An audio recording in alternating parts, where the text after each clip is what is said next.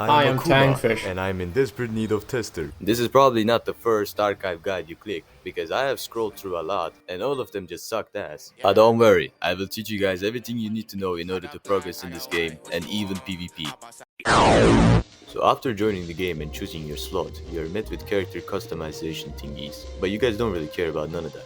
You just want to start with the shit you want to be and immediately start playing. Here's a list of every choice leading to whatever association or syndicate thanks to this madman who tried every single choice.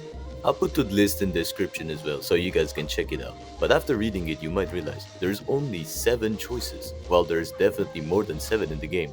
This doesn't make any sense. So how the hell do you become cool shit like the Blade Lineage, the Kurokuma clan, or DSC Association? This is where the office system comes in. Offices are basically clans in this game, and offices can choose whatever association or syndicate they want to belong to. But why does this matter? When you join an office, you will get books depending on the office's affiliation. So in order to get Blade Lineage books, you need to be in a Blade Lineage syndicate or office thingy. In order to make an office, you need to be grade 3 and have 5,500 Ahn. After that, you talk to the Ahn office manager in the outpost. In order to make a syndicate, it's the same amount of Ahn, but you need to have 3 player kills and talk to stranger. But there are 2 associations locked behind the questline. Hana being having to reach grade 1 and have additional XP, and Tras having a lot of things to do. Archived is a not difficult game with permanent character loss. Not losing characters are part of the game that should be expected. So how do you progress in this not difficult game? And how do you not lose your characters? The way permadeath works in this game is there are permadeath servers and normal servers. Well, as you expect, if you die in permadeath servers, you wipe. But the real question is, should you even play on PD servers? Yes, you need to play on PD servers to make your grind less tedious and actually have good shit. Like the library, you will go to the library. So enough with the yapping. How should your basic progression go? The first thing I recommend doing is reaching grade 6 through just killing random rats, random Shi Association motherfuckers, syndicates, it does not matter. Reach grade 6, go around the map, kill random ass motherfuckers. After you reach grade 6, immediately find a homie to run library with. I don't recommend soloing the library, bullshit may happen and you might wipe. So get at least one person with you and run libraries until grade 3. Well, why grade 3? Why not just keep going libraries until you're grade 1? Well, the thing is, if you're grade 2 or grade 1, this might happen. What the fuck? Yo! Why is she like I survived, crazy. So, for some reason, Gebura in this game has 9,000 hours on TSP. Gebura has some of the nastiest front dashes I've ever seen. She will hit behind your block. So, right now just put Gebura or Roland to the side. I recommend avoiding them. After reaching grade 3, go to a night in the Backstreets event server and cycle the stolen cargo contract until you are grade 1. After you are grade 1, you should be ready to PvP, or maybe you want to join the Ahn Association. I recommend running the cargo again until you get the required XP. Now I will proceed to show how to get to every single place that I think it's important and every player should know where they at.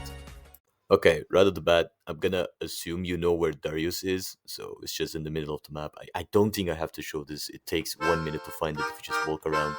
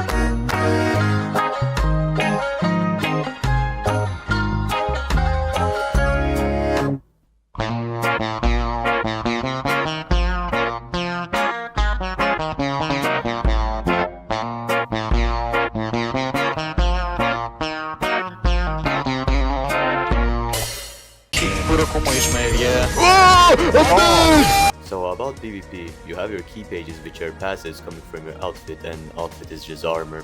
If you have played Runa, you know exactly what the numbers on the right next to the icons mean. The shoe is the walk speed. You have your ego and weapon, which are pretty self-explanatory. And then you have the emotion level, which can be gained, I think, by landing moves. But so far, the fastest way is to land a lot of M1s. Just land a lot of M1s. And you have your critical, your dashes, your running, fucking whatever, basic PvP bullshit. And then you have this slide thing and your front dash, alongside with this weird heavy attack that is just holding control and pressing M1. You can have up to 1, 2, 3, 4, 5 skills. And when you reach emotion level 2, you have your ego, which you can pop by pressing J. And you have your ego skills, which will show up, and you just click on them to equip them and fight. And you have your block and parry, but I'd like to call the parry more of an evasive in this game. The way it works is that you press F2 to quote-unquote parry. As you parry, you basically just send them away and don't lose any stamina or posture, stagger bar, whatever it's called in this game. The yellow bar under your health bar. When that shit reaches 0, you get staggered. And if you're staggered, you take more damage and you don't get ragdolled, so people can just use knockback moves and still have you in an M1 combo or whatever. I think the best armor in the game is depending on your association, but if you're new, I would rock with the Red Mist outfit, which has pretty good stats, and majority of the good moves are blunt. And an example to what skills to use, I put some good moves on here.